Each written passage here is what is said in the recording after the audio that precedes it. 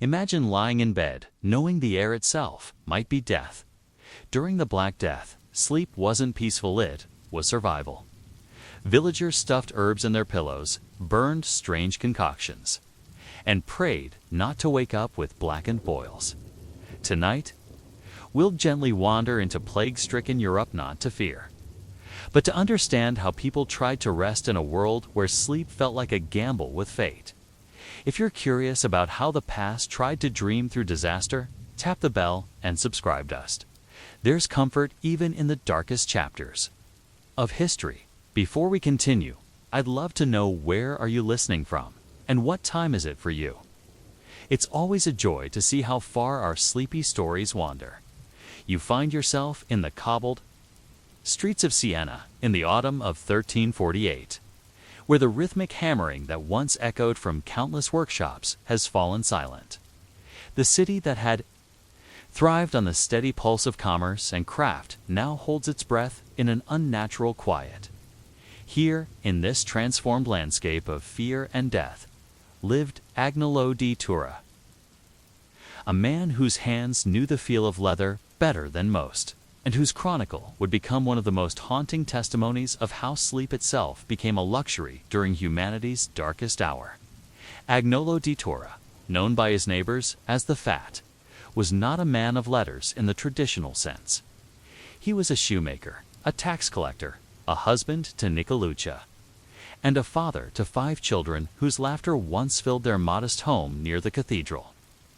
His days had followed the ancient rhythm of medieval life, shaped by the bells of the Duomo that called the faithful to prayer and marked the passage of hours. But in 1348, those bells fell silent, not by choice, but by necessity.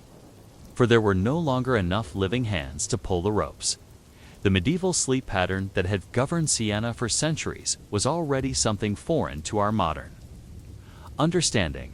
Before the plague arrived, Agnolo and his family would have retired to their shared bed sometime between 9 and 11 in the evening, depending on the season and their work. Their home, like most artisan dwellings, contained perhaps 2 beds: the marital bed where Agnolo and Nicoluccia slept with their youngest children, and a smaller bed or straw-filled pallets where the older children rested. The medieval night was never truly dark in the way we might imagine. Oil lamps flickered in windows, and rush lights, twisted reeds dipped in fat, provided dim illumination for those who needed to tend fires or care for the sick. The night was divided into watches, and it was common for people to wake naturally, sometime around midnight or 1 in the morning. This was not insomnia, but a deliberate break called the watch, when families would attend to household tasks, offer prayers, or simply talk quietly in their beds. During the watch, Agnolo might have checked on his leather supplies, ensuring they remained supple in the cool night air. His wife might have tended to a child's cough or prepared remedies from their modest collection of herbs. The older children would sometimes help with small tasks, combing wool, mending cloth, or preparing rushes for the next day's torches. This wakeful period, lasting an hour or 2, was followed by what they called the second sleep, which carried them through until dawn.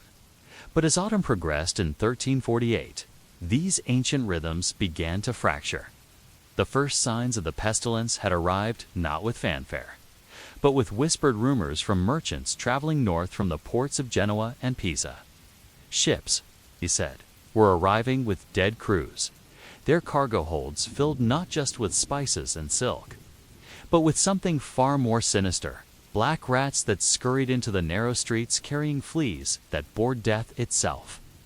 Agnolo first noticed the change in his neighborhood sleep patterns when the weeping began.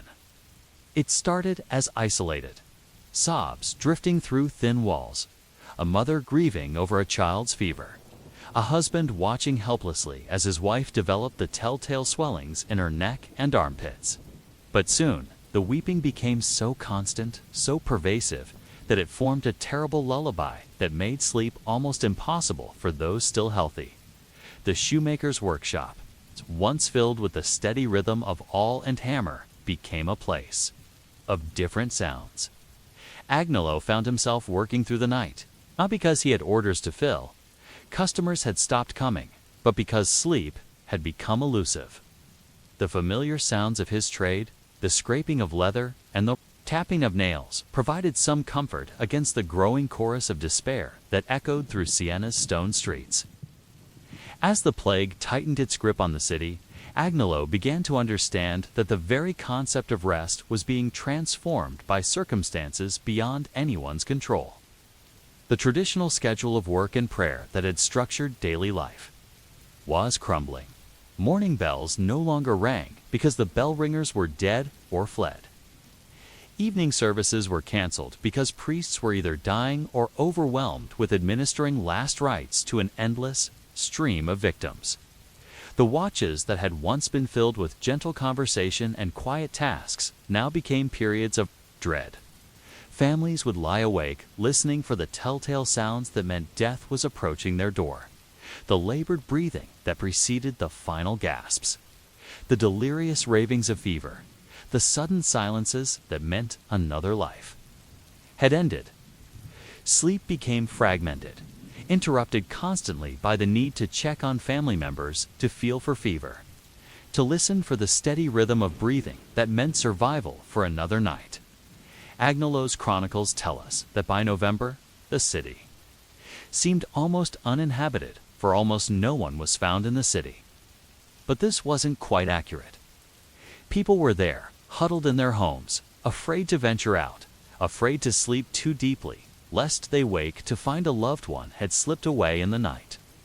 The natural rhythm of day and night, of work and rest, had been replaced by an endless vigil against death. What would it mean, you wonder?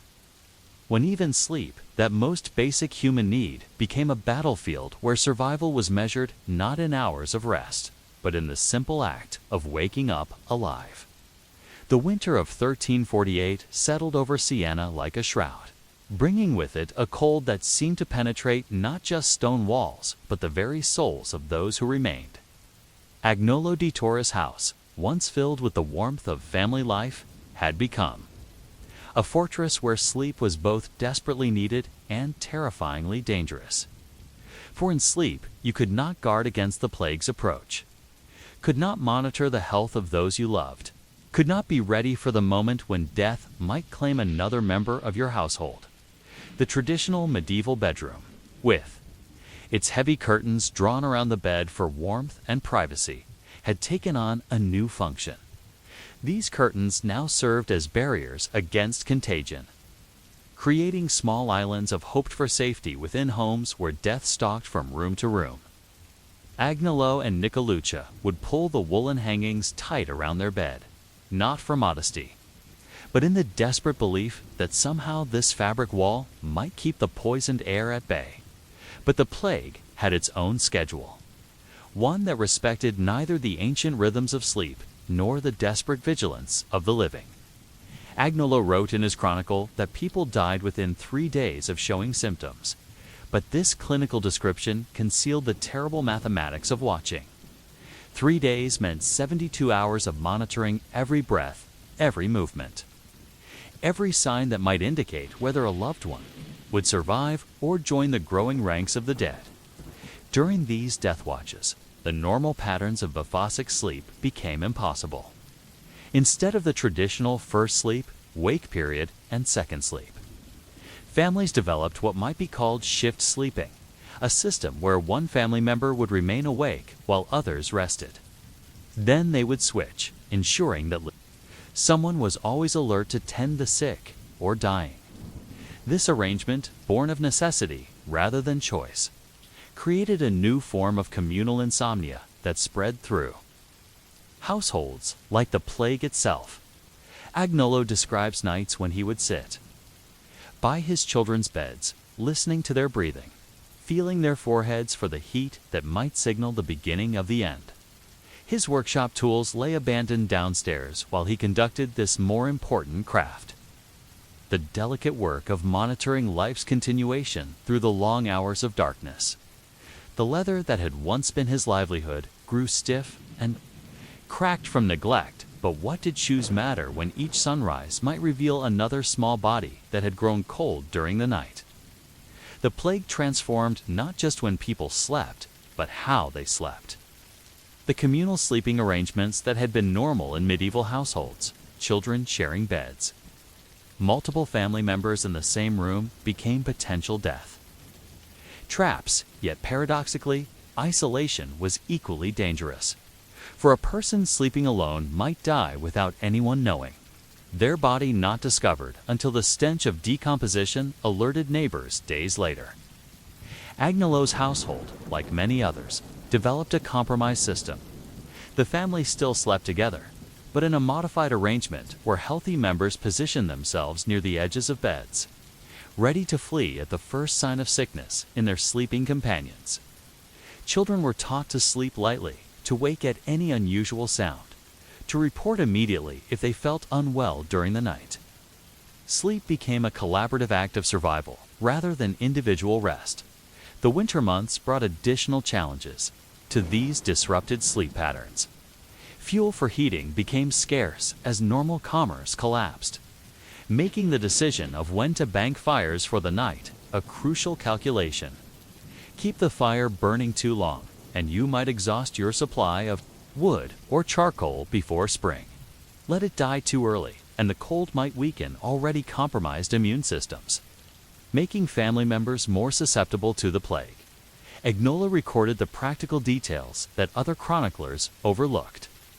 He wrote of families who would huddle together under every available piece of cloth, sharing body heat while trying to maintain enough distance to prevent contagion.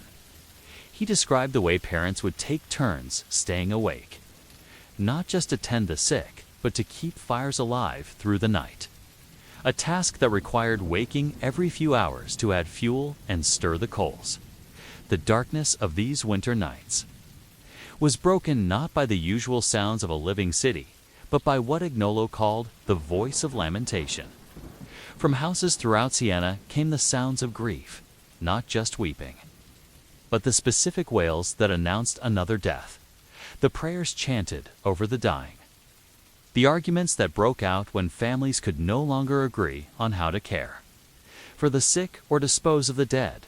These sounds created their own rhythm, replacing the bells that had once marked the hours. Agnolo learned to identify the progression of death in neighboring houses by the sounds that drifted through walls. First came the increased activity, footsteps hurrying back and forth, hushed conversations, the scraping of furniture being moved.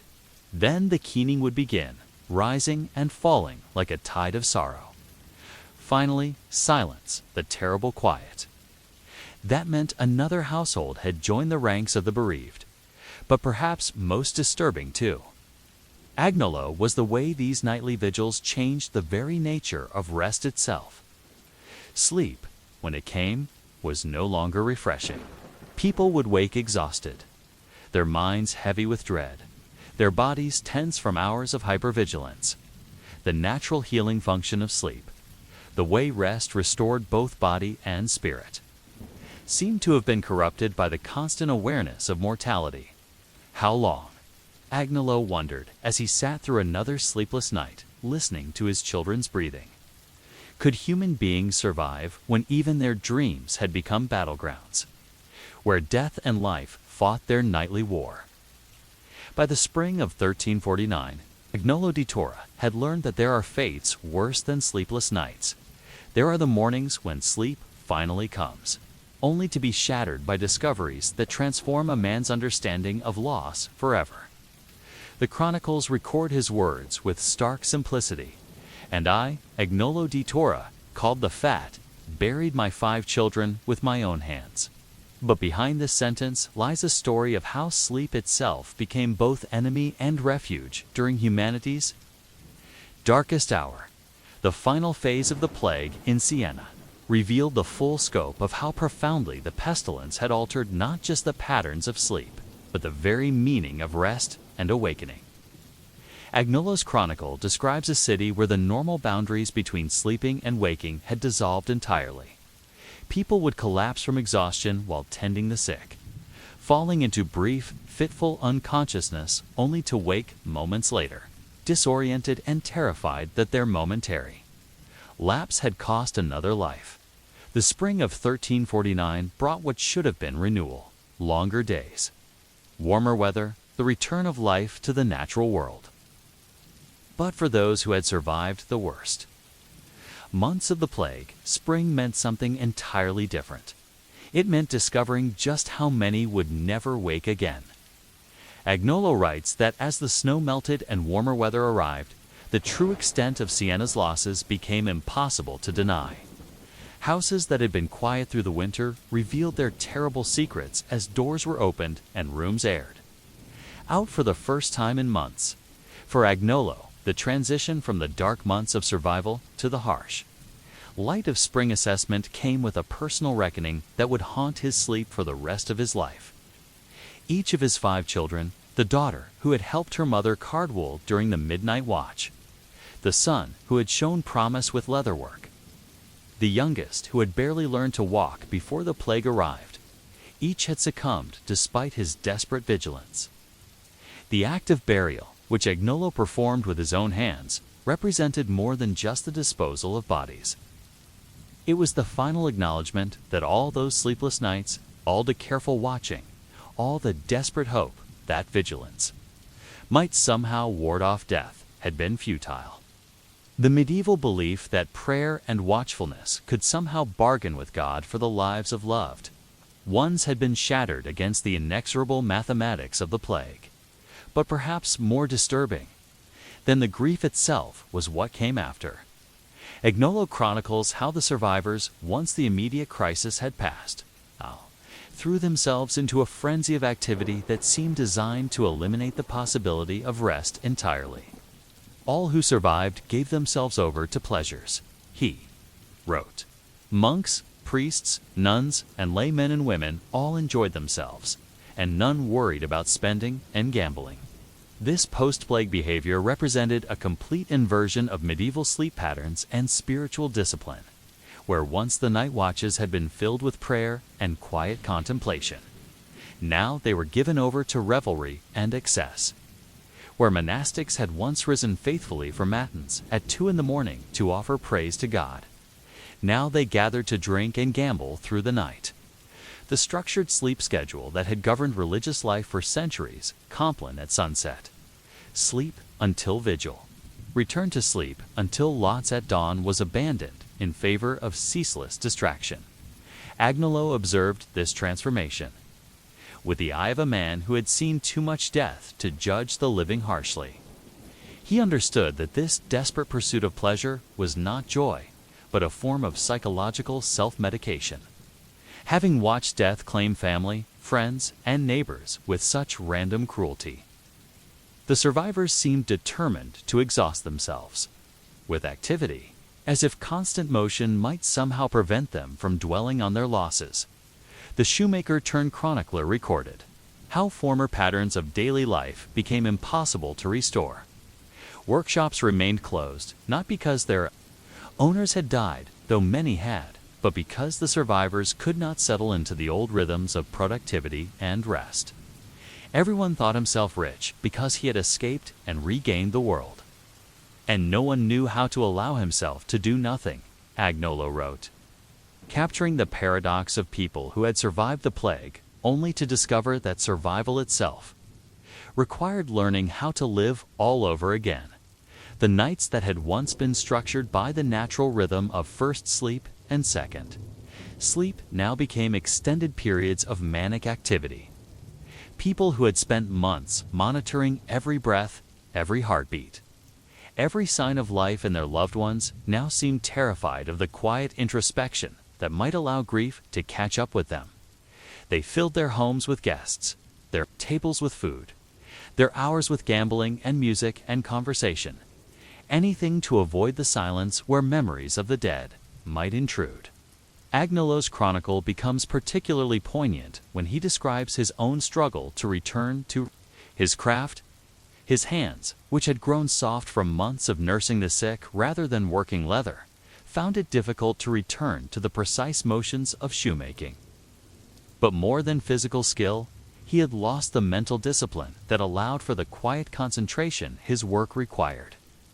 Every moment of silence, every pause in activity, became an opportunity for memory to reassert itself. Memories of small hands that would never again help with simple tasks, of voices that would never again call him Papa. During the midnight watch, the transformation of Siena itself paralleled the changes in its survivors' sleep patterns. Streets that had once followed the predictable rhythm of daily commerce now pulsed with the irregular energy of people afraid to stop moving. Windows that had once been shuttered at appropriate hours now blazed with light throughout the night as households maintained continuous vigils against the return of despair. The city had developed a form of collective insomnia, as if an entire population feared that sleeping might somehow invite the plague's return. As Agnolo wrote the final entries in his chronicle, recording not just the events, but his own struggle. To make meaning from catastrophe, he captured something profound about the relationship between sleep and survival.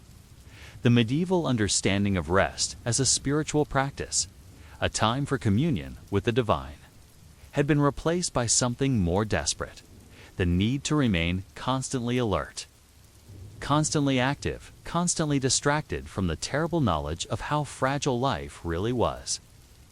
Yet in his writing itself, Agnolo found a different kind of rest. The act of setting down in words what he had witnessed, of giving shape to the chaos of memory and loss, became a form of healing sleep for his traumatized spirit. Through the discipline of chronicle keeping, he discovered that there might be ways to honor the dead without abandoning the living, ways to remember without being consumed by memory, ways to sleep without forgetting to wake.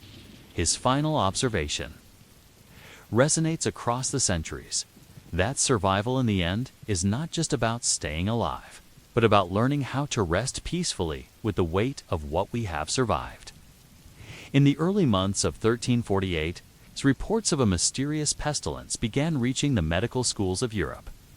Physician Michele Savonarola sat in his study in Padua, attempting to understand how something as fundamental as sleep might serve as either medicine or poison in the face of an approaching plague.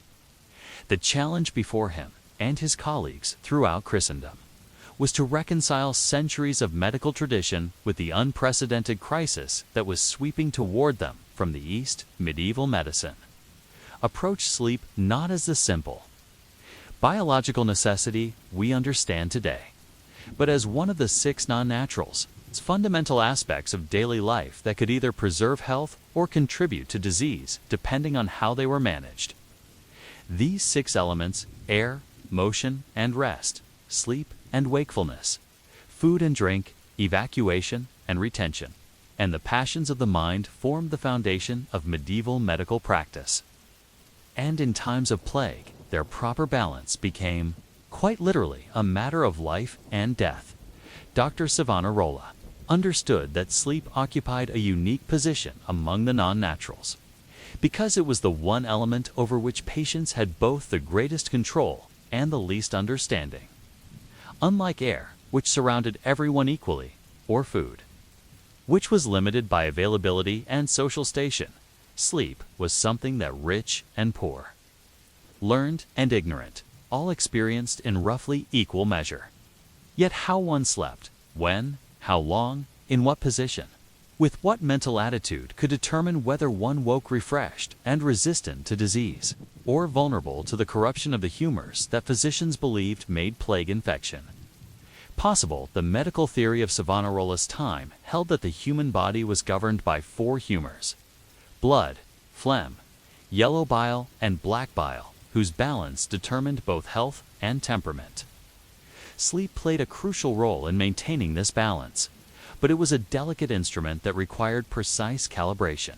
Too little sleep would allow the hot and dry humors to dominate, leading to fever and susceptibility to disease. 2. Much sleep would encourage the cold and moist humors, creating the sluggish conditions in which pestilential vapors could take hold. But during a plague, the traditional rules of humoral balance faced unprecedented challenges. The very air that people breathed while sleeping was thought to be corrupted by pestilential miasma, poisonous vapors that rose from rotting bodies, stagnant water, and the general corruption of the atmosphere that accompanied epidemic disease. This meant that the restorative function of sleep, which depended on breathing pure air during the hours of rest, was compromised from the outset. Savonarola and his colleagues developed elaborate protocols for what they called pestilential sleep. Sleep practices specifically designed to minimize exposure to plague while maximizing the body's natural defenses. These recommendations, preserved in plague treatises throughout Europe, reveal a sophisticated understanding of the relationship between rest and immune function, even if the underlying theory was based on humoral rather than germ-based models. Of disease, the first principle of pestilential sleep concerned the timing and duration of rest. Medieval physicians observed that plague victims often died during the night, and they theorized that this was because sleep naturally cooled and moistened the body, creating ideal conditions for the plague to establish itself in the system. Therefore, they recommended that during plague times, people should modify their traditional sleep patterns to minimize these vulnerable periods. Instead of the usual biphasic sleep pattern, first sleep from evening until midnight, followed by a wakeful period, then second sleep until dawn, physicians recommended a more fragmented approach during plague outbreaks. Patients were advised to take shorter periods of rest, never sleeping for more than 3 or 4 hours at a time, and to ensure that someone remained awake in the household at all times to monitor the air quality and watch for signs of illness. In sleeping family members, the question of sleeping position became another area of medical concern. Traditional medieval advice suggested sleeping on the right side to aid digestion and prevent the accumulation of corrupt humors around the heart.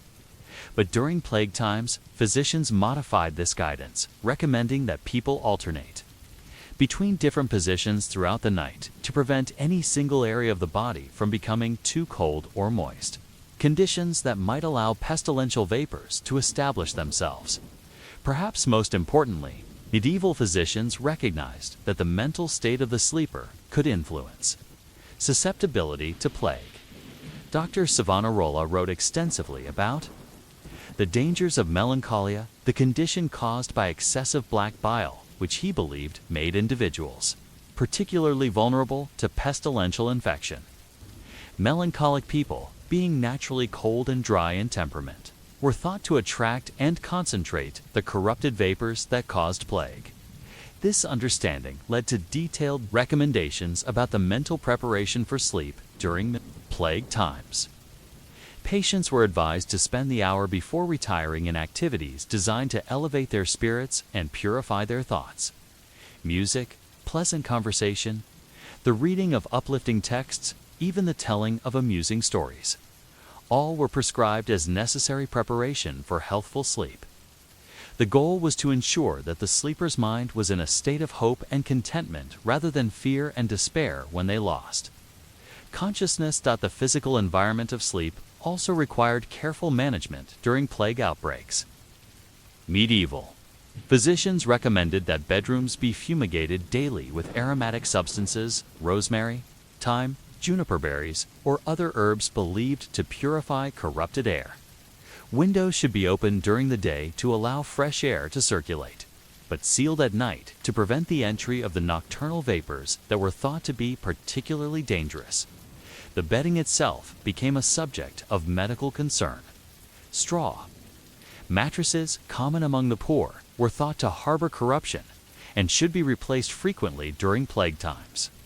Feather beds, available to the wealthy, were considered safer but required daily airing and regular fumigation with aromatic smoke. Bed linens should be changed as frequently as possible and washed in lye. Soap with aromatic herbs added to the washing water. But perhaps the most challenging aspect of managing sleep during a plague was the question of companionship. Medieval sleeping arrangements typically involved multiple family members sharing beds, both for warmth and for security. During plague times, this practice became potentially deadly, as infection could spread rapidly among bed partners.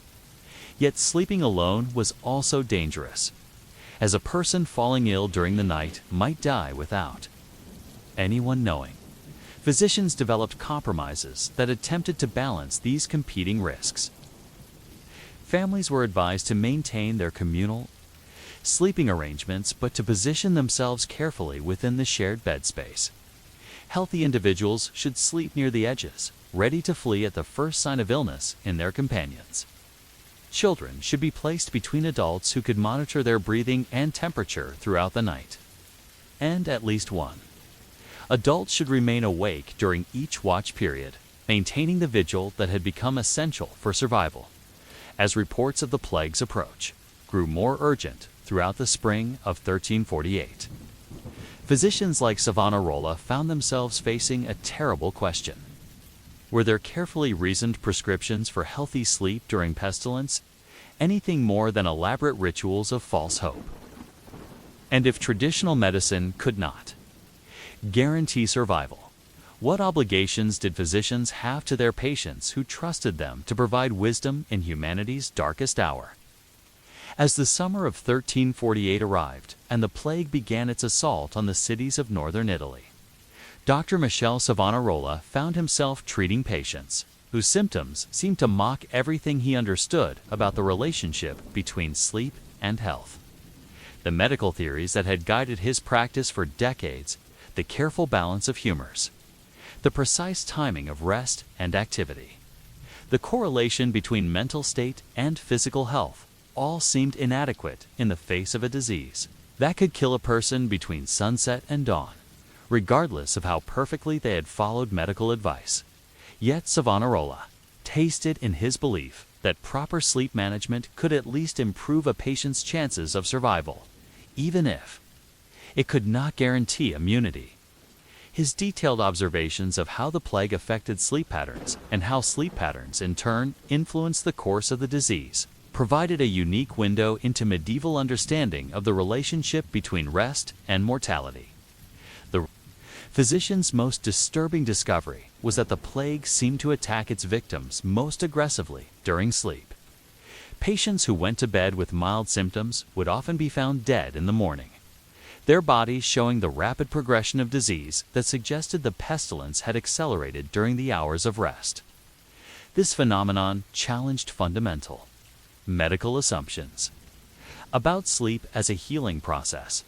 Traditional humoral theory held that sleep naturally cooled and moistened the body, allowing for the restoration of depleted humors and the elimination of corrupt matter through gentle sweating and breathing. But during plague outbreaks, this same cooling and moistening seemed to provide ideal conditions for the pestilential corruption to establish itself in the system.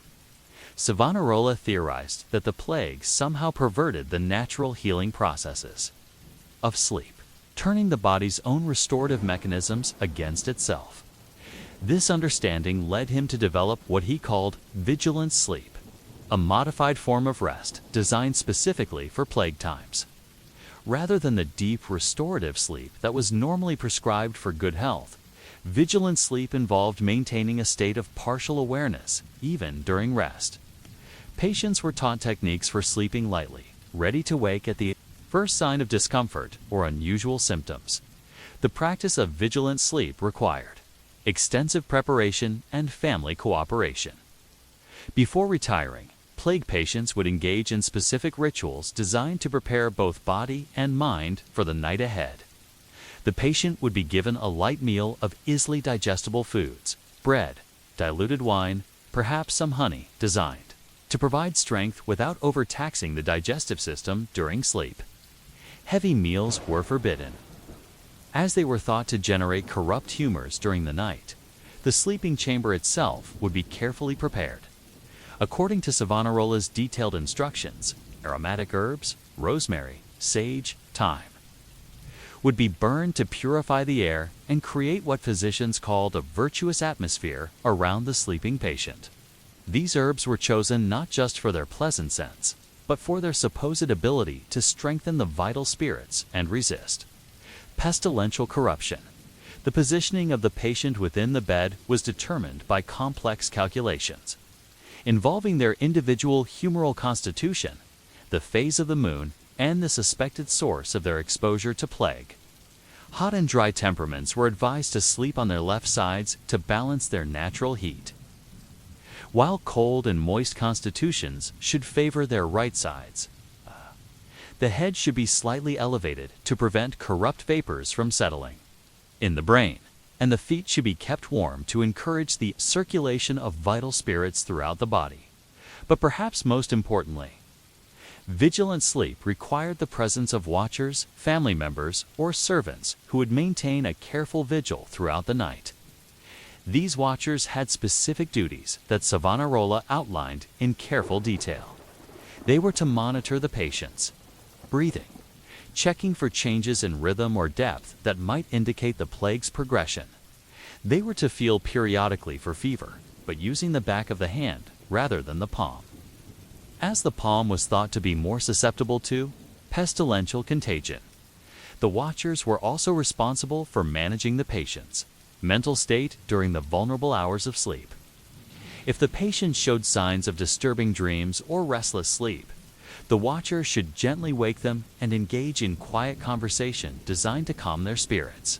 Pleasant memories, hopeful thoughts, prayers, or even simple discussions of mundane daily matters were all prescribed as antidotes to the dark thoughts that physicians believed could weaken the body's resistance to plague. Savonarola's observations of his plague patients led him to identify what he called the patterns of pestilential sleep, specific ways in which the disease disrupted normal rest. Plague victims, he noted, often experienced a peculiar form of insomnia in the early stages of illness. They would feel exhausted but be unable to achieve deep sleep, instead drifting in and out of consciousness in a state that provided neither rest nor full wakefulness. This plague insomnia was particularly dangerous because it prevented the body from achieving the deep rest needed for healing, while simultaneously exposing patients to the corrupted dreams and dark thoughts that physicians believed could accelerate the disease's progression. Savonarola developed specific treatments for plague insomnia, including herbal preparations designed to induce gentle sleep without the deep unconsciousness that seemed to make patients vulnerable to the plague's worst effects. The herbal sleep aids used during plague times were carefully calibrated to avoid the powerful sedatives that might render patients too unconscious to wake if their condition worsened during the night. Instead, physicians prescribed gentle mixtures of chamomile, lavender, and honey, sometimes combined with small amounts of wine or ale, designed to calm the nerves without inducing deep unconsciousness. But even as Savonarola refined his techniques for managing sleep during plague outbreaks, he found himself confronting the limits of medical intervention in the face of epidemic disease. Patients who followed his prescriptions exactly might still succumb to the plague, while others who ignored medical advice entirely might survive. The randomness of the disease's course challenged not just specific medical techniques, but the entire philosophical foundation of medieval medicine. The physician began to observe that the plague seemed to affect not just individual patients, but entire households and communities in ways that suggested the disease had its own logic independent of individual health practices. Families who maintained perfect vigilant sleep protocols might still lose multiple members, while households that abandoned all medical precautions might escape entirely. This realization forced Savonarola to confront a troubling possibility: that the careful practices he had developed around pestilential sleep might be less about preventing disease and more about providing structure and hope in the face of uncontrollable catastrophe. Perhaps the true value of vigilant sleep lay not in its ability to prevent plague, but in its capacity to help families maintain some sense of agency and purpose during humanity's most helpless hour. As winter approached and the plague continued its relentless advance through northern Italy, Savonarola found himself asking whether the art of medicine was ultimately about curing disease or about helping human beings die well. And if death was inevitable, what was the physician's obligation to those who sought his guidance in humanity's darkest night? By the winter of 1348, Dr. Michel Savonarola had witnessed enough plague deaths to understand that his carefully constructed theories about sleep and survival were built on foundations no more solid than hope itself. The protocols he had developed for vigilant sleep, the detailed instructions for managing the 6 non-naturals during plague times, the elaborate rituals of bedchamber preparation, all had proven powerless against a disease that seemed to select its victims according to no logic that medical science could discern. Yet it was precisely in this recognition of medicine's limitations that Savonarola made his most profound discovery about the relationship between sleep and survival during catastrophic times. The true value of medical sleep practices during the plague, he came to understand, lay not in their ability to prevent infection, but in their capacity to preserve human dignity and social bonds in the face of apocalyptic breakdown. The physician's final plague treatise, written during the winter months when the disease had exhausted itself against the reduced population, contains observations that reveal how profoundly the plague had changed his understanding of medical practice. He wrote of families who had maintained perfect vigilant sleep protocols even as members died one by one, not because they believed the practices would save them, but because the rituals provided structure and meaning in circumstances where both structure and meaning had largely collapsed. Savonarola described visiting households where parents continued to prepare elaborate bedtime rituals for dying children, burning aromatic herbs, positioning pillows at precise angles, maintaining careful watches through the night, even when they knew these efforts were futile. The medical practices had become acts of love rather than acts of healing, ways of demonstrating care and maintaining hope when cure was impossible. This transformation of medical practice from curative to palliative represented a fundamental shift in how medieval physicians understood their role during epidemic crises. The traditional model of medical authority, the learned doctor whose superior knowledge of humoral theory and natural philosophy enabled him to cure disease, had been shattered by a plague that killed learned physicians as readily as ignorant peasants. In its place emerged what Savonarola called the medicine of presence, medical practices designed not to cure disease, but to ensure that human beings did not die alone or without dignity. The vigilant sleep protocols he had developed acquired new meaning in this context.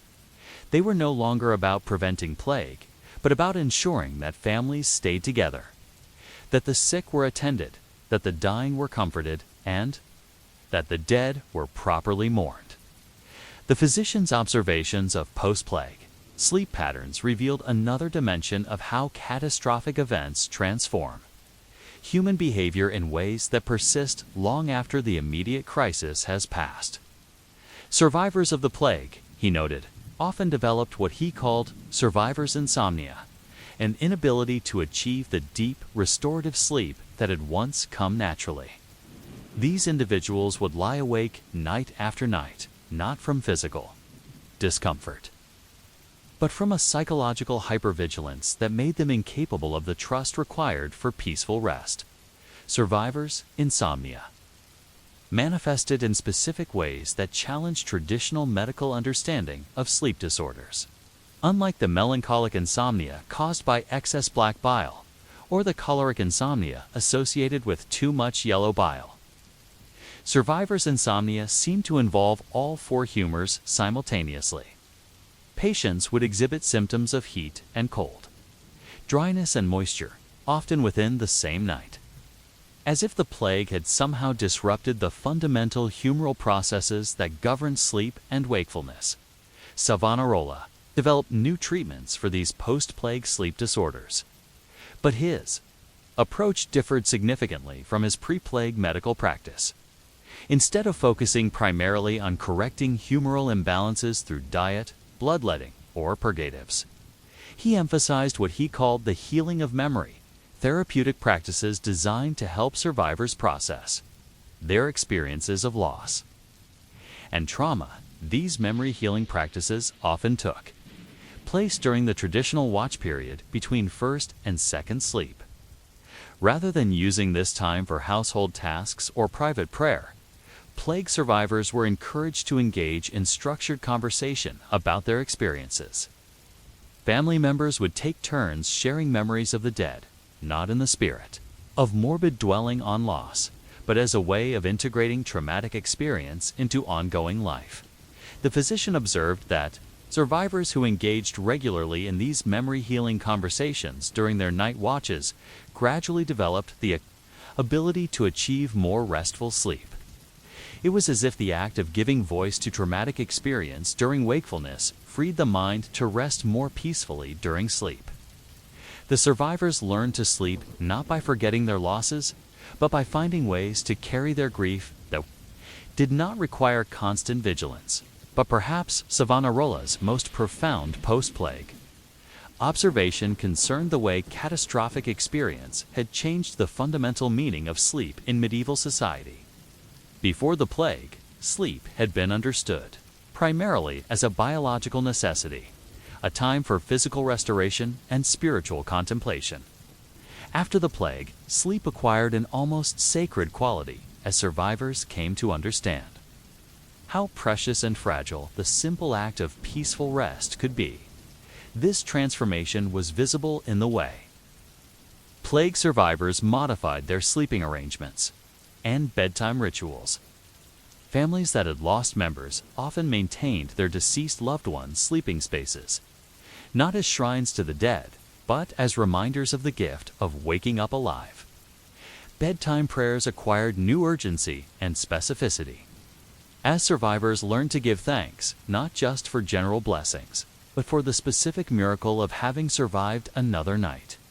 The physician noted that many survivors developed elaborate personal rituals around sleep that bore little resemblance to traditional medical recommendations, but seemed to provide genuine comfort and healing. Some would spend long periods before retiring simply listening to the sounds of their own breathing and heartbeat, marveling at these basic signs of life. Others would touch and count each family member before sleep, a physical confirmation that those who had survived the day were still present. These survivor rituals represented a form of medicine that transcended the formal boundaries of medieval medical theory. They were treatments developed not by learned physicians, but by ordinary people who had survived extraordinary trauma and discovered for themselves what practices helped them rest peacefully despite their losses.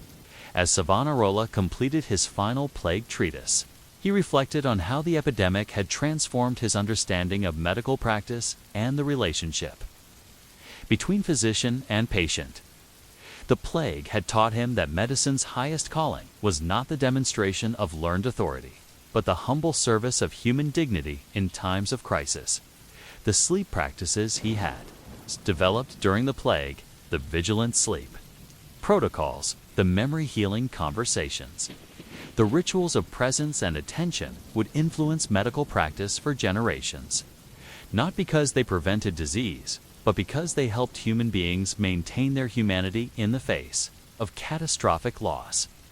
In learning how to sleep well during humanity's worst nightmare, medieval people had discovered something profound about the relationship between rest and resilience that would echo across the centuries.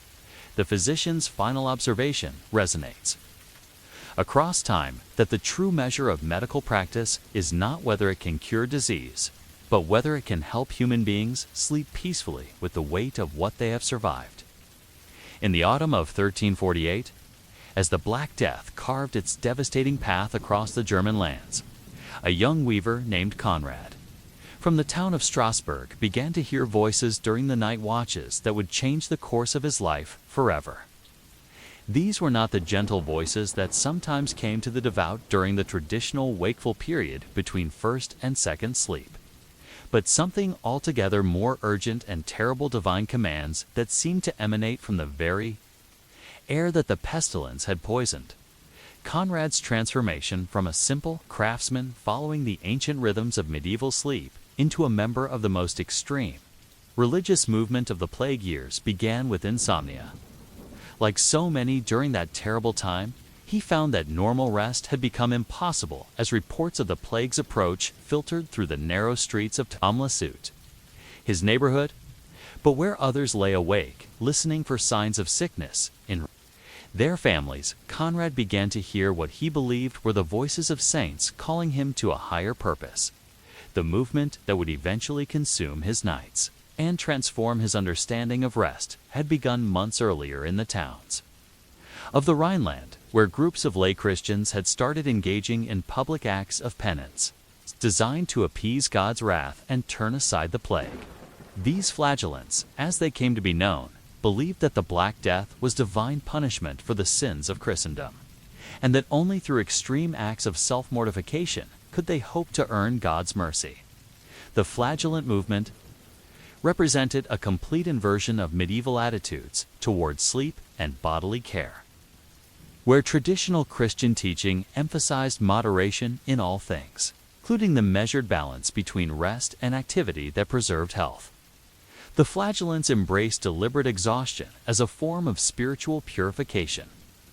Sleep, they believed, was a luxury that sinful humanity could no longer afford, while God's judgment ravaged the earth.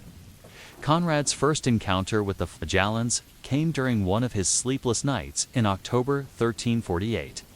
He had risen during the traditional watch period and was standing by his window, unable to return to bed, when he saw a procession moving through the darkened streets below.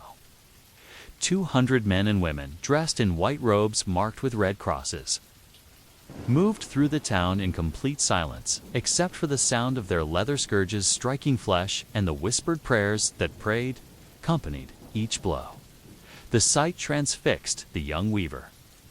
Here were people who had found a way to transform their sleeplessness into something holy, who had turned their inability to rest into a continuous act of worship.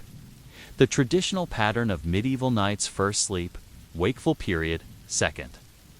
Sleep had been replaced by something far more demanding: perpetual vigil, continuous prayer, and the rhythmic infliction of pain that was supposed to mirror Christ's suffering on the cross. Within a week, Conrad had joined the procession, abandoning not just his loom and his livelihood, but his bed and his rest. The flagellant movement demanded complete commitment from its members, including the surrender of normal sleep patterns in favor of what they called the Vigil of Atonement, continuous prayer and penance that lasted for 33 days and nights, representing each year of Christ's earthly life. The sleep deprivation that was central to the flagellant experience was not accidental but deliberate, based on theological beliefs about the relationship between physical suffering and spiritual purification. The movement's leaders taught that sleep was a form of self-indulgence that distracted believers from their duty to pray continuously for God's mercy. Only by pushing their bodies beyond the normal limits of endurance could they hope to achieve the level of spiritual intensity required to turn aside divine wrath. The physical practices of the flagellants were designed to make normal sleep impossible. 3 times each day, morning, noon, and evening, the procession would halt wherever they found themselves and engage in public flagellation. Each member would strip to the waist and spend an hour striking themselves with leather scourges embedded with metal studs, creating wounds that would remain painful for hours afterward. The combination of pain, blood loss, and emotional intensity made restful sleep virtually impossible, but the flagellants went beyond simply making sleep difficult. They actively sought to transform consciousness itself through controlled exhaustion. The movement's literature, preserved in chronicles from across Germany and the Low Countries, describes a deliberate process of breaking down normal mental barriers through sleep deprivation, pain, and collective emotional intensity. Members reported achieving states of religious ecstasy that they believed brought them into direct communion with God. Conrad's own account of his 33 days with the flagellants, preserved in fragments in a monastery chronicle from Strasbourg, provides a detailed picture of how sleep deprivation affected both individual consciousness and group dynamics within the movement. The first few days, he wrote, were the most difficult, as his body fought against the unnatural schedule and demanded rest. But gradually, he began to experience what the flagellants called the awakening, a state of hyperalert, consciousness in which the boundary between sleeping and waking seemed to dissolve. During this phase of sleep deprivation, usually occurring after 4 or 5 days without proper rest, flagellants reported experiencing vivid hallucinations that they interpreted as divine visions. Conrad describes seeing Christ himself walking among the procession, sharing in their suffering and offering comfort to the most devoted penitents. Other members reported conversations with deceased saints, prophetic dreams that came during brief moments of unconsciousness, and mystical experiences that seemed to transport them beyond the physical world entirely. The movement's leaders actively encouraged these altered states of consciousness, interpreting them as evidence that the flagellants were succeeding in their goal of achieving perfect spiritual receptivity. Sleep deprivation, they taught, was simply another form of fasting, a deliberate emptying of the self that created space for divine presence. The exhausted, pain-racked, sleep-deprived state of the devout penitent was not a problem to be solved, but a spiritual achievement to be celebrated. But the practical realities of maintaining a procession of hundreds of people without adequate sleep created challenges that the movement's theology had not fully anticipated. As the flagellants moved from town to town, seeking new converts and spreading their message of repentance, they left behind them a trail of exhausted, sometimes psychologically broken individuals who had pushed themselves beyond the limits of human endurance. Conrad's chronicle describes the gradual deterioration of both physical and mental health that occurred among long-term flagellants. Members who had participated in multiple 33-day cycles began to exhibit what we might recognize today as symptoms of severe sleep deprivation: memory loss, paranoia, difficulty with basic reasoning, and increasingly elaborate hallucinations that bore little resemblance to traditional Christian mystical experience. The movement developed its own internal hierarchy based partly on members' ability to function without sleep. Those who could maintain their stamina and coherence through multiple cycles of flagellation and sleep deprivation were regarded as especially holy, while those who succumbed to exhaustion were sometimes viewed as lacking in spiritual commitment. This created a competitive dynamic that encouraged members to push themselves to increasingly dangerous extremes. The flagellants' rejection of normal sleep patterns also had profound social implications that extended beyond the movement itself. As processions moved through towns and villages, they disrupted the traditional rhythms of daily life that had governed medieval communities for centuries. Town bells that normally marked the hours of sleep and waking were drowned out by the sounds of flagellation and continuous prayer. Citizens who tried to maintain normal schedules found themselves awakened by midnight processions and dawn gatherings. The movement's influence on local sleep patterns was particularly pronounced during the winter months, when the traditional medieval practice was to sleep longer and work less due to reduced daylight hours. The flagellants' message that normal rest was sinful while God's judgment ravaged the earth created anxiety and guilt among ordinary citizens who wanted to maintain healthy sleep patterns but feared being seen as spiritually inadequate as winter deepened and the plague continued its advance across Central Europe.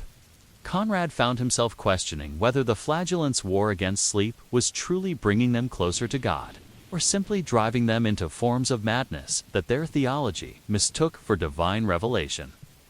The movement had promised that their sacrifices would turn aside the plague, but towns visited by flagellant processions seemed to suffer just as much as those that had never seen the penitents. Scourges. What disturbed Conrad most was the realization that the movement's practices had not eliminated sleep so much as perverted it, replacing natural rest with fevered unconsciousness and substituting peaceful dreams with hallucinations born of exhaustion and pain. In seeking to transcend human limitations through spiritual discipline, the flagellants had perhaps succeeded only in discovering new forms of human suffering. But the question that would haunt Conrad through the remaining weeks of his commitment to the movement was whether there might be forms of spiritual practice that honored both the body's need for rest and the soul's hunger for transcendence. Ways of responding to catastrophe that did not require the obstruction of sleep itself. By the 20th day of his vigil with the flagellants, Conrad had begun to understand that the movement's war against sleep had created its own peculiar form of rest, not the peaceful restoration that came with natural slumber, but the fevered unconsciousness that accompanied complete physical and mental exhaustion. The boundaries between sleeping and waking had not been eliminated, as the movement's theology claimed, but had become blurred beyond recognition, creating a twilight state of consciousness where divine visions and pain-induced hallucinations became indistinguishable. The procession had reached the outskirts of Cologne when Conrad experienced what the flagellants called the Great Awakening. A series of visions that seemed to justify all the suffering and sleep deprivation he had endured. During the morning flagellation, as he struck his already wounded back with increasing fervor, the pain seemed to lift him beyond his physical body into a realm where Christ himself walked among the penitents, touching each wound with gentle fingers and whispering words of comfort that sounded like the sweetest lullaby. But even as Conrad embraced these visions as evidence of divine favor, a part of his mind, the part that retained some connection to his former life as a practical craftsman, recognized that what he was experiencing bore an uncomfortable resemblance to the delirium that accompanied severe fever or the confused dreams of someone awakening from unconsciousness after an accident. The question that began to torment him was whether the flagellants had discovered a path to genuine mystical experience or had simply found an elaborate way to induce madness. The movement's literature, copied and spread by sympathetic clergy throughout the German lands, provided detailed instructions for interpreting the visions and altered states of consciousness that accompanied severe sleep deprivation. Members were taught to recognize specific types of hallucinations as communications from particular saints, to distinguish between visions sent by God and those inspired by demons, and to use the content of their exhaustion-induced dreams as guidance for the procession's route and activities. These interpretive frameworks gave meaning and structure to experiences that might otherwise have been recognized as symptoms of serious medical distress. When Conrad began seeing his deceased parents walking alongside the procession, offering him encouragement and sharing in his suffering, the movement's theology provided an explanation that transformed potential psychological breakdown into spiritual triumph. The dead, he was told, were drawn to the flagellants' pure devotion and were permitted by God to return temporarily to earth, to witness their holy sacrifice. But the practical challenges of maintaining a large group of severely sleep-deprived individuals soon began to overwhelm the movement's theological explanations. As the procession grew in size, attracting new members in each town they visited, the flagellants found themselves responsible for hundreds of people in various stages of exhaustion-induced delirium. Some members would collapse during flagellation sessions and remain unconscious for hours, awakening with memories of elaborate visions that seemed more real to them than the physical world around them. Others developed what the movement called sacred insomnia, a complete inability to lose consciousness even for brief periods, accompanied by increasingly elaborate hallucinations and a growing detachment from physical reality. These individuals would spend entire nights in states of apparent ecstasy, conversing with invisible presences and receiving what they believed were divine revelations about the plague's purpose and the world's approaching end. Conrad observed that the movement had developed its own internal hierarchy based largely on members' ability to function effectively while severely sleep-deprived. Those who could maintain their physical stamina and mental appearance through multiple cycles of flagellation and sleeplessness were regarded as especially blessed, while those who succumbed to exhaustion or showed signs of psychological breakdown were sometimes viewed as lacking in spiritual commitment. This created a competitive dynamic that encouraged members to hide signs of distress and push themselves to increasingly dangerous extremes.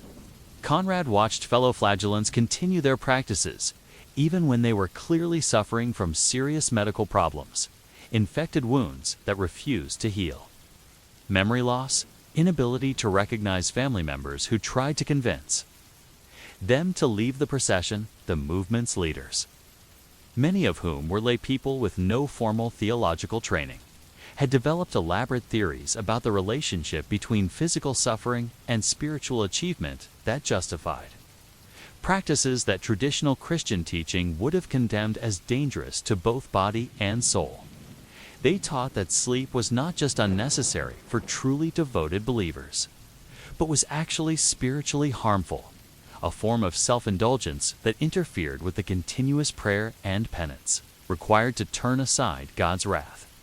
But as Conrad reached the final week of his 33-day commitment, he began to observe disturbing patterns in the behavior of long-term flagellants, those who had participated in multiple cycles of the movement's practices. These individuals, revered by newer members as examples of perfect devotion, often exhibited symptoms that Conrad recognized from his previous life as signs of serious illness: trembling hands, difficulty speaking coherently, episodes of sudden collapse, and an increasing disconnection from the practical realities of daily life.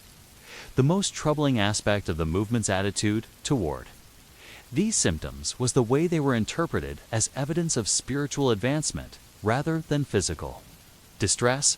A member who began speaking incoherently was said to be speaking in tongues, inspired by the Holy Spirit. Someone who collapsed during flagellation was believed to be resting in God's embrace. Individuals who lost the ability to recognize family members were said to have achieved such perfect devotion that earthly relationships had become irrelevant. Conrad's own experience of sleep deprivation-induced visions began to change as the movement approached Cologne, where once his hallucinations had brought comfort and a sense of divine presence. They now became increasingly dark and disturbing. He began to see not Christ walking among the penitents, but demons disguised as angels, leading the procession towards some terrible fate. His deceased parents, who had previously offered encouragement, now appeared to be warning him to flee before it was too late. These darker visions created a theological crisis for Conrad, as the movement's interpretive framework provided no easy way to distinguish between divine revelation and diabolic deception. If sleep deprivation and physical suffering could produce visions of Christ, how could one be certain that equally vivid visions of demons were not equally valid spiritual communications? The movement's leaders insisted that truly devoted members would be protected from demonic influence. But Conrad began to suspect that this protection might be less reliable than they claimed. The physical deterioration he observed among long-term members forced Conrad to confront uncomfortable questions about the movement's ultimate goals. Were the flagellants truly succeeding in appeasing God's wrath, as their theology claimed? Or were they simply destroying themselves in increasingly elaborate ways while the plague continued to ravage Europe regardless of their sacrifices? The procession's arrival in Cologne provided Conrad with an opportunity to observe the movement's impact from the perspective of ordinary citizens, whose lives had not been transformed by sleep deprivation and religious extremism. He watched townspeople recoil in horror from the sight of hundreds of severely wounded, exhausted, delirious individuals who claimed to represent the highest form of Christian devotion. Children hid behind their parents as the procession passed, and even sympathetic clergy seemed disturbed by the physical and mental condition of the penitents. This external perspective forced Conrad to see the movement through different eyes, not as a holy crusade against sin, but as a mass psychological phenomenon that had transformed ordinary people into something barely recognizable as human. The sleep deprivation that the flagellants embraced as spiritual discipline appeared to outsiders as simple madness, and their visions of divine communication seemed indistinguishable from the ravings of the severely ill. As Conrad approached the end of his 33-day commitment, he found himself facing a choice that would determine not just his immediate future, but his understanding of the relationship between spiritual devotion and physical health. Could he continue with practices that had brought him intense religious experiences, but had also clearly damaged his body and mind? Or must he choose the path of those who sought to serve God while also honoring the basic human needs, including sleep, that made sustainable spiritual practice possible? The decision he reached would not only determine his personal fate, but would influence his understanding of how human beings might respond faithfully to catastrophic circumstances without destroying themselves in the process. On the 32nd night of his vigil, as the flagellant procession prepared to enter Cologne for their final public demonstration, Conrad experienced what would prove to be his last vision as a member of the movement, and the one that would ultimately lead him back to the world of ordinary sleep and waking. In his exhaustion-induced delirium, he found himself standing not in the presence of Christ or the saints, but in his former workshop in Strasbourg, where his abandoned loom sat covered in dust and his bed remained unmade from the night he had left to join the procession. The vision was remarkable, not for its spiritual grandeur, but for its profound ordinariness.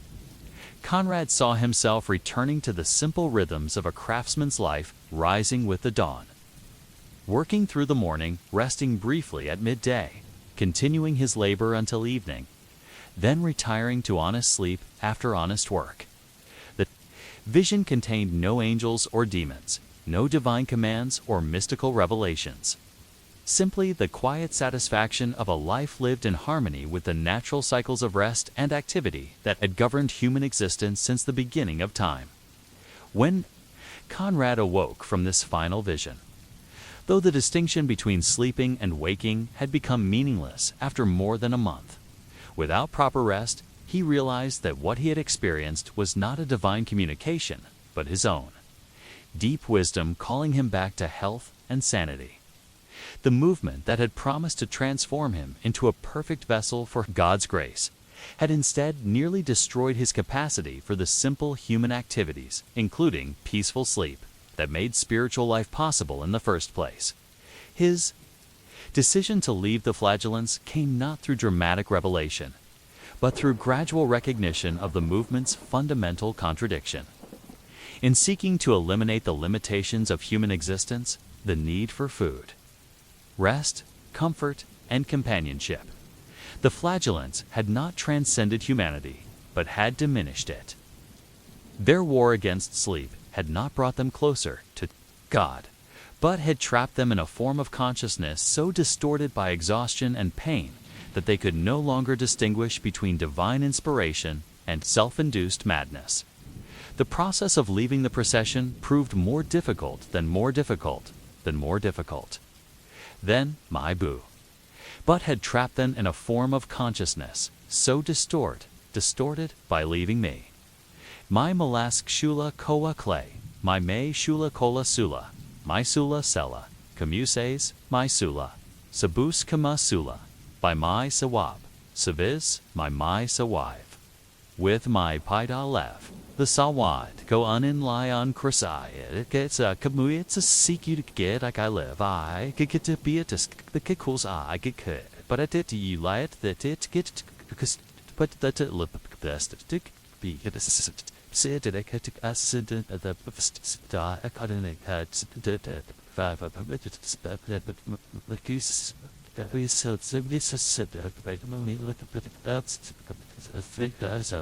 Conrad had anticipated. After 32 days of continuous sleep deprivation, his body and mind were so accustomed to the artificial stimulation of pain and group hysteria that returning to normal consciousness required a deliberate act of healing that would take weeks to complete. When he finally slipped away from the procession on the outskirts of Cologne, his first act was not prayer or penance, but the simple human gesture of lying down in a field and allowing himself to sleep. That first natural sleep, after more than a month of the flagellant's artificial vigil, lasted nearly 24 hours. was filled with dreams that gradually restored his connection to ordinary reality. He dreamed not of apocalyptic visions or mystical experiences, but of mundane activities, conversation with neighbors, the texture of wool beneath his fingers, the taste of bread, the warmth of a fire on a cold evening. These dreams, far from being spiritually inferior to the visions produced by sleep deprivation, seemed to Conrad to represent a form of divine grace that honored rather than destroyed the basic conditions of human existence. When he finally woke, Conrad began the long journey back to Strasbourg, traveling slowly to allow his body and mind time to recover from their ordeal.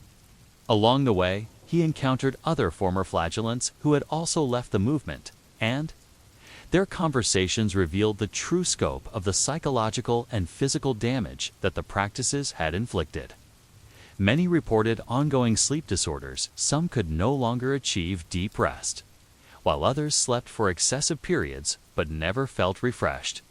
Some continued to experience hallucinations weeks after leaving the procession, unable to distinguish between memories of genuine events and the visions produced by extreme exhaustion.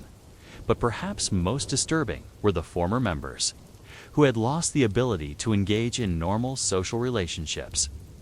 The movement's emphasis on transcending ordinary human concerns, family ties, economic responsibilities, even basic self-care, had left some individuals incapable of returning to the interconnected life of medieval communities. They had become spiritual strangers in their own towns, no longer able to participate in the shared rhythms of work and rest that bound communities together. Conrad's return to Strasbourg forced him to confront the practical consequences of his month-long abandonment of ordinary life. His loom had been claimed by his landlord for unpaid rent. His few possessions had been distributed among relatives who had assumed he was dead, and his place in the complex network of guild relationships that supported medieval craftsmen had been filled by others. The spiritual journey that had seemed so urgent and meaningful while he was sleep-deprived appeared, in the clear light of normal consciousness, to have been an elaborate form of self-destruction. Yet Conrad's chronicle suggests that his experience with the despite its ultimately destructive character, had taught him something valuable about the relationship between spiritual practice and physical health. He had learned through painful experience that authentic spiritual life required respect for rather than rejection of basic human needs. The God he had sought through sleep deprivation and self-mortification was, he came to believe, better served through practices that honored the integrity of both body and soul. His reconstruction of normal life began with the deliberate restoration of healthy sleep patterns. Conrad recorded in detail his efforts to re-establish the traditional medieval rhythm of first sleep, wakeful period, and second sleep that had been natural to him before joining the flagellants. But this process proved more complex than simply lying down at appropriate times. As his system had been so disrupted by the month of artificial stimulation that natural rest required conscious effort to achieve, he developed what he called the discipline of gentle sleep, a set of practices designed to counteract the hyperosol that had characterized his time with the flagellants.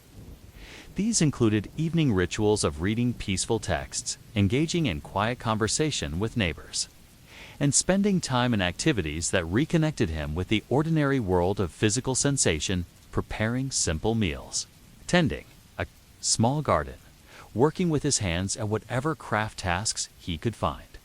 Most importantly, Conrad learned to use the traditional wakeful period between first and second sleep, not for intense spiritual practices, but for what he called the prayer of gratitude, simple acknowledgement of basic blessings, like the softness of straw beneath his body, the warmth of woolen blankets, the steady rhythm of his own breathing. These humble prayers, offered in the quiet darkness of ordinary night watches, seemed to him more authentic expressions of devotion than all the elaborate visions produced by sleep deprivation and pain. His chronicle of recovery became, in its way, a manual for others seeking to rebuild normal life after exposure to religious extremism. Conrad emphasized that the return to healthy sleep patterns was not just a personal healing process, but a form of spiritual practice that honored God through care for the body and mind that made spiritual life possible. Sleep, properly understood, was not an obstacle to devotion, but one of its essential foundations. The final entries in Conrad's chronicle, written several years after his experience with the flagellants, reveal a man who had found peace through the deliberate embrace of ordinary human limitations. He had remarried, re-established his craft, and become known in Strasbourg as someone who could help others recovering from various forms of religious extremism. His approach to spiritual life emphasized what he called the holy ordinary finding God, not through transcendence of human nature, but through grateful acceptance of the conditions that made human life possible, the plague that had inspired. The flagellant movement eventually ended, as all plagues do, not through the intervention of sleep-deprived penitents, but through the natural processes that govern epidemic disease. Conrad lived to see his community slowly rebuild itself, and he came to understand that survival, both individual and collective, depended not on heroic gestures of self-destruction, but on the patient work of maintaining the ordinary practices that sustain life over time. His final observation, recorded as an old man reflecting on his youthful extremism, captures something profound about the relationship between spiritual life and human limitation. I sought God in the places where sleep was impossible and found only madness. But when I returned to the simple rest that God had given to all creatures, I discovered that He had been waiting for me there all along, in the quiet darkness where weary bodies find their peace. In the early spring of 1348, Francesco di Marco d'Etine sat in his counting house in Prato, carefully calculating risks that no merchant had ever been required to consider. The ledger before him contained not the usual entries recording cloth sales and currency exchanges, but a new kind of arithmetic, the mathematics of survival. During a plague that was transforming the very foundations of commercial life in ways that challenged centuries of business practice and family tradition, Francesco was a member of that emerging class of medieval society that lived suspended between the predictable rhythms of peasant agriculture and the rigid schedules of monastic life. Merchants existed in a world where time was money in the most literal sense, where the careful management of sleep and waking could determine the difference between commercial success and financial ruin. But as reports of the pestilence filtered north from the Italian ports, Francesco began to understand that his carefully calculated approach to daily life would require modification if he hoped to survive the approaching catastrophe. The merchant class had developed its own distinctive relationship to sleep and daily rhythms, one that differed significantly from both peasant and noble traditions. Where peasants slept according to the natural cycles of agricultural work, and nobles enjoyed the luxury of rest determined by pleasure and ceremonial obligation, merchants had learned to structure their sleep around the demands of international commerce. Their nights were shaped not by the ringing of monastery bells or the cycles of seasonal labor, but by the arrival of ships, the fluctuations of currency markets, and the complex logistics of moving goods across vast distances. Francesco's household in Prato reflected these commercial priorities in its very architecture, unlike the single-room houses of peasants or the ceremonial chambers of nobility. The d'Etini house was designed around the practical needs of a business that operated across multiple time zones and seasonal cycles. The counting house remained active late into the night as clerks completed transactions that had begun in distant cities, and family members rose before dawn to prepare for the departure of trading caravans that operated according to schedules determined by weather, political conditions, and market opportunities rather than local custom. This commercial approach to sleep had served Francesco well during normal times, when the ability to adapt quickly to changing circumstances provided competitive advantages in international trade. Merchant families had long practiced what might be called strategic insomnia, deliberately disrupting normal rest patterns when business opportunities required immediate attention, then compensating with longer periods of recovery when markets were quiet.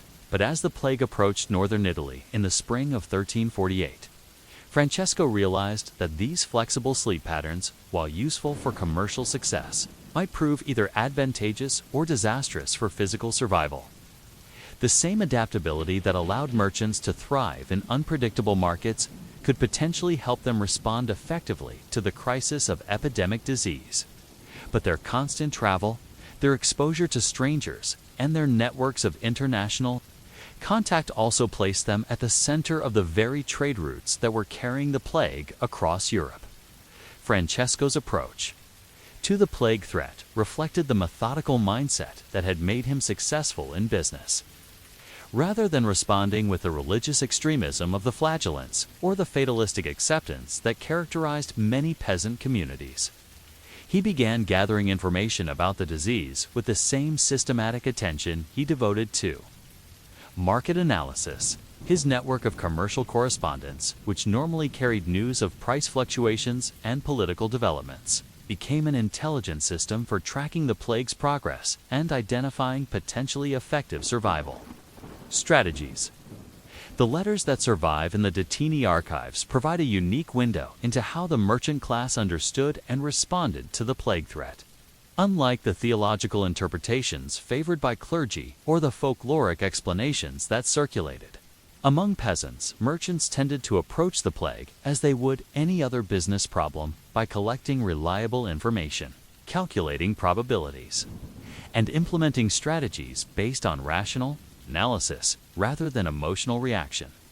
Francesco's correspondence reported on the plague's symptoms and transmission patterns with the same attention to detail they normally applied to descriptions of commodity quality or currency valuations. They noted which neighborhoods in infected cities suffered the highest mortality rates, which occupations seemed most vulnerable to the disease, and which protective measures appeared most effective. This information network allowed merchants to make informed decisions about whether to continue trading in affected areas, how to protect their families and employees, and when to implement emergency procedures.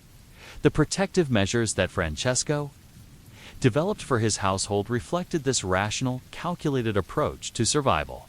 Rather than relying on traditional remedies or religious practices, he implemented what might be called a commercial quarantine, a systematic isolation of his family and business operations from potential sources of contagion while maintaining essential economic activities through carefully controlled intermediaries. The sleep patterns that Francesco established for his household during the plague period represented a sophisticated understanding of how rest and vigilance needed to be balanced to maximize both safety and productivity. He divided his family and servants into what he called sleep watches, overlapping schedules that ensured someone was always awake to monitor for signs of illness, maintain fires and lights that were thought to purify the air, and coordinate with the network of informants who provided updates on the plague's local progress. These sleep watches were organized according to commercial principles that reflected Francesco's understanding of human resources management, rather than the egalitarian approach that characterized peasant families or the hierarchical arrangements typical of noble households. The Detini sleep schedule was based on what each person could contribute to the overall survival effort. Family members with business experience were assigned responsibility for maintaining communication with the outside world, while servants with medical knowledge supervised the preparation of preventive remedies and the monitoring of household health. But Francesco's most innovative contribution to plague survival was his application of commercial risk management principles to the problem of sleep itself. He understood that sleep, while essential for health, also represented a period of vulnerability during which individuals could not monitor their condition or respond to changing circumstances. Therefore, he developed what he called calculated rest-sleep patterns designed to minimize exposure to risk while maintaining the level of alertness necessary for effective decision-making. Calculated rest involved dividing each night into multiple short sleep periods, similar to the traditional medieval practice of biphasic sleep, but with modifications designed specifically for plague conditions. Family members would sleep in shifts of no more than 2 or 3 hours, with wakeful periods dedicated to specific protective activities, air purification through the burning of aromatic woods, temperature monitoring to detect early signs of fever, and communication with other households to share information about local conditions. During the wakeful periods, Francesco implemented what he called commercial meditation, mental exercises designed to maintain psychological equilibrium, while processing the constant stress of living under plague conditions. These practices, borrowed from the contemplative traditions that merchants had observed during their travels, involved systematic attention to breathing, careful observation of physical sensations, and structured reflection on practical problems that required ongoing attention. The goal of commercial meditation was not the transcendent spiritual experience sought by religious mystics, but the maintenance of clear thinking and emotional stability necessary for effective decision-making under extreme stress. Francesco understood that the plague created psychological as well as physical challenges, and that families who succumbed to panic or despair were less likely to survive than those who maintained rational approaches to problem-solving. As summer approached and the plague began affecting communities closer to Prato, Francesco's calculated approach to survival would face its ultimate test. The strategies he had developed through careful analysis and methodical preparation would prove their worth or reveal their limitations when confronted with the reality of epidemic disease. The question that would determine his family's fate was whether commercial principles could be successfully applied to the problem of survival during humanity's worst nightmare. But Francesco had made his preparations with the same attention to detail that had made him successful in international trade, and he was confident that rational planning and systematic execution would provide better protection than either religious extremism or fatalistic acceptance. The ledger of living and dying that he had begun keeping would ultimately tell the story of whether the merchant's calculated approach to rest and vigilance could triumph over the random cruelty of pandemic disease. By the autumn of 1348, Francesco di Marco Dettini's carefully calculated approach to plague survival had evolved into something resembling a small business enterprise dedicated to the single product of keeping his household alive. The sleep schedules, communication networks, and resource management systems he had developed during the spring months now operated with the precision of his most successful trading ventures, but with stakes far higher than any commercial profit or loss. The plague had reached the outskirts of Prato by October, and Francesco's network of informants, former customers, business partners, and fellow merchants who had survived the disease's passage through their communities provided him with detailed intelligence about how the pestilence operated at the level of individual households. This information allowed him to refine his family's survival protocols with the same methodical attention he had once devoted to optimizing trade routes and inventory management. Francesco's most important discovery was that survival during plague outbreaks required what he termed the economics of attention, careful allocation of mental and physical resources to maximize the efficiency of protective measures while minimizing the exhaustion that could compromise immune function. This insight led him to redesign his household sleep patterns, according to principles borrowed from his commercial experience with shift work and labor management. The traditional medieval approach to sleep management during crises involved either continuous vigilance, the exhausting practice of trying to remain alert at all times, or communal rest periods during which entire households were simultaneously vulnerable. Francesco recognized that both approaches were inefficient and developed instead what he called rotating responsibility, a system in which specific individuals were assigned particular protective duties during designated time periods, allowing others to achieve genuine rest while ensuring continuous coverage of essential survival tasks. Under this system, Francesco's household operated according to a complex schedule that divided each 24-hour period into 8 3-hour segments. During each segment, different family members and servants took responsibility for specific activities, monitoring the health of sleeping household members, maintaining the fires that purified indoor air, managing communication with external informants, and preparing the aromatic fumigations that were thought to ward off pestilential vapors. The genius of this system was that it allowed individuals to achieve deep, restorative sleep during their off-duty periods, while ensuring that the household's protective measures never lapsed due to universal exhaustion. Francesco had observed that families who tried to maintain continuous vigilance typically broke down after a few weeks, leaving themselves more vulnerable than households that had never implemented protective measures at all. His rotating responsibility system avoided this trap by treating survival as a sustainable long-term enterprise rather than a temporary emergency response. But Francesco's most innovative contribution to plague survival was his application of commercial inventory management principles to the problem of maintaining family health during extended stress. He recognized that physical and mental resilience, like any other resource, could be depleted through overuse and required systematic conservation and replenishment to remain effective over time. This insight led him to develop what he called health accounting, detailed record-keeping that tracked each family member's physical condition, sleep quality, emotional state, and capacity for productive work, just as he maintained careful inventories of cloth, spices, and currency.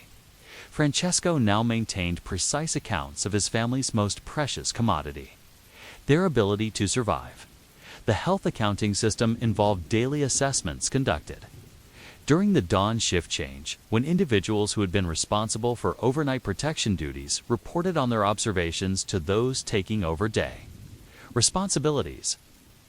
These reports included not just obvious signs of illness, fever, swellings, breathing difficulties, but also subtle indicators that Francesco had learned to recognize through his commercial experience with evaluating the reliability of business partners under stress. Changes in sleep patterns provided particularly valuable diagnostic information. Francesco had observed that individuals approaching physical or mental breakdown typically exhibited specific alterations in their rest, difficulty falling asleep despite obvious exhaustion, frequent awakening accompanied by anxiety or confusion, or conversely, excessive sleeping that provided no refreshment. By tracking these patterns systematically, he could identify family members who required additional rest or reduced responsibilities before their condition became serious, enough to compromise the household's overall survival capacity. The data collected through health accounting also allowed Francesco to optimize his family's survival strategies based on empirical observation rather than theoretical assumptions. He discovered, for example, that the aromatic fumigations that were widely recommended for plague prevention actually disrupted some family members' sleep quality, making them more vulnerable despite the supposed protective benefits. By carefully tracking the correlation between different preventive measures and individual health outcomes, he was able to customize protection protocols for each person's specific needs and constitution. Francesco's commercial Costco's provided him with advantages in managing the psychological challenges that accompanied extended periods of stress and isolation. He understood from his trading experience that maintaining morale during difficult circumstances required more than just meeting physical needs. It also required providing people with meaningful work, opportunities for social interaction, and reasons for optimism about future outcomes. To address these psychological needs, Francesco structured his household survival activities to include what he called normal business, scaled-down versions of the commercial activities that had previously defined family life. Even during the height of the plague threat, family members continued to engage in cloth production, accounting practices, and correspondence with distant associates, providing continuity with pre-plague life and maintaining hope that normal commercial activity would eventually resume. These normal business activities were carefully integrated with the household sleep schedule to ensure that they enhanced rather than compromised survival efforts. Letter writing, for example, was assigned to individuals during their wakeful periods between sleep shifts, providing productive activity that didn't require physical exertion and could be interrupted immediately if health monitoring duties required attention. Similarly, simple craft work, spinning, weaving, basic bookkeeping provided meaningful occupation during the long hours of plague vigilance while producing goods that could be valuable for trade. Once the crisis passed, but perhaps Francesco's most sophisticated insight concerned the relationship between individual and collective survival during extended crises. He recognized that maintaining his own family's health was not sufficient if the broader community collapsed as isolated. Households could not survive indefinitely without access to external resources and services. Therefore, he developed what he called community investment, sharing survival strategies and resources with neighboring households in ways that strengthened the overall network of mutually supporting families. This community investment took several forms, all carefully calculated to provide benefits that justified their costs in terms of risk and resource allocation. Francesco shared information about effective plague prevention measures with other merchant families, reasoning that strengthening their survival capacity would preserve the commercial relationships he would need once normal trade resumed. He also coordinated sleep schedules with neighboring households so that at least one family on each street maintained continuous vigilance, creating an early warning system for plague outbreaks that benefited all participants. The community investment strategy also included provisions for caring for households that lost too many members to maintain their own survival protocols, rather than allowing these families to collapse entirely, which could create sources of contagion that threatened everyone. Francesco's network provided temporary support that allowed weakened households to recover their capacity for self-protection. As winter approached and the plague's local impact became more severe, Francesco found himself managing survival operations that involved dozens of families and hundreds of individuals. The sleep schedules, health monitoring systems, and resource allocation protocols he had originally developed for his own household had evolved into a comprehensive community survival enterprise that operated according to the same principles of efficiency and sustainability that had made his commercial ventures successful. But the ultimate test of Francesco's calculated approach to survival would come when the plague finally reached his immediate neighborhood and transformed theoretical preparations into matters of life and death. The question that would determine his legacy was whether commercial principles could truly be applied to the problem of human survival, or whether there were aspects of life and death that lay beyond the reach of even the most sophisticated business. Planning by the spring of 1349, Francesco di Marco Dettini had accumulated enough data through his systematic approach to plague survival to prepare what he called his final accounting, a comprehensive analysis of which strategies had proven most effective in preserving life during humanity's worst catastrophe. The ledger that lay before him in his counting house contained not records of profit and loss, but the far more precious calculations of lives saved and families preserved through the mathematical application of commercial principles to the challenge of epidemic survival.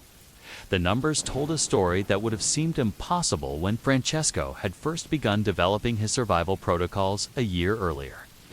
Of the 47 households that had participated in his community investment network, 33 had lost no members to the plague. 8 had suffered single deaths, typically elderly or already infirm individuals, and only 6 had experienced the catastrophic losses that characterized most of Europe during the pandemic. In a time when many communities had lost half or more of their population, Francesco's network had achieved a survival rate that exceeded 80%. But the true significance of these numbers lay not just in their demonstration that systematic planning could improve survival odds, but in what they revealed about the factors that determined which families lived and which died during epidemic crises. Francesco's detailed records, maintained throughout the plague's local impact, provided unprecedented insight into the relationship between sleep patterns, social organization, and survival during catastrophic circumstances. The most striking pattern that emerged from Francesco's data concerned the correlation between sleep quality and plague resistance. Families that had maintained regular, restorative sleep patterns throughout the crisis showed significantly lower infection rates than those that had either ignored sleep entirely in favor of continuous vigilance or had allowed fear and anxiety to disrupt their rest. This finding challenged popular beliefs that survival required constant alertness and suggested instead that preserving the body's natural healing processes through adequate rest was essential for maintaining immune function. During stress, Francesco's analysis also revealed unexpected relationships between social organization and survival outcomes. The hierarchical approach that characterized noble households, where a few individuals made decisions for many others, proved less effective than either the egalitarian methods typical of peasant families or the collaborative systems that Francesco had developed based on commercial partnership models. Households where survival responsibilities were shared among multiple family members, with each person contributing according to their specific abilities, consistently outperformed those organized around single leaders or rigid authority structures. But perhaps most significantly, Francesco's records demonstrated that survival during plague outbreaks was not primarily determined by individual factors, wealth, health, or even luck, but by the quality of collaborative relationships within and between households. Families that maintained strong social connections, shared resources and information effectively, and coordinated their protective activities with neighbors achieved dramatically better outcomes than those that attempted to survive through isolation and self-reliance alone. This insight challenged fundamental assumptions about how rational individuals should respond to epidemic threats. The instinctive reaction to contagious disease was often to minimize contact with others, reducing exposure by cutting social ties and avoiding community responsibilities. But Francesco's data suggested that this isolation strategy, while logical from an individual perspective, actually increased rather than decreased overall mortality by breaking down the collaborative networks that made effective survival possible. The community investment strategy that Francesco had developed proved particularly valuable in addressing the psychological challenges that accompanied extended periods of crisis. Families that maintained their roles in larger social networks showed much lower rates of the depression, anxiety, and despair that could compromise immune function and decision-making capacity. The meaningful work, social interaction, and shared purpose that came from participating in collaborative survival efforts provided psychological resources that proved as important as physical health measures. Francesco's final accounting also included a careful analysis of which specific survival protocols had proven most effective under different circumstances. The rotating sleep schedule that had formed the foundation of his approach received strong validation, with participating families reporting better overall health, greater alertness during waking periods, and improved capacity for sustained effort over months rather than weeks. But the implementation details mattered enormously. Sleep schedules that were too rigid broke down under the stress of actual plague conditions, while those that were too flexible failed to provide the systematic coverage that made collaborative survival possible. The most successful approach involved what Francesco called principled flexibility, adherence to basic structural elements, combined with adaptation to changing circumstances and individual needs. The health accounting system also proved its value, but in unexpected ways. While the detailed monitoring of physical symptoms helped identify problems before they became serious, the psychological benefits of systematic attention to family welfare proved even more important.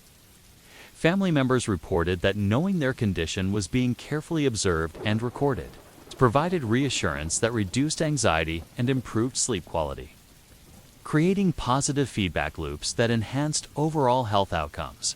Francesco's community investment network evolved during the plague year into something resembling a mutual aid society that provided both practical support and social connection during the crisis. The information sharing, resource pooling, and collaborative problem-solving that characterized this network created resilience that extended beyond the immediate plague threat. Participating families developed relationships and skills that would serve them well during future crises, and that strengthened the entire community's capacity for collective survival.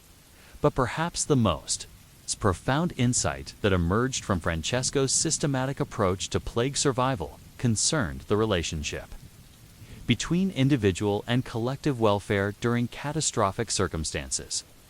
The merchant's instinct to calculate costs and benefits from a purely self-interested perspective had led him to discover that the most effective survival strategies were those that strengthened community bonds rather than individual advantages.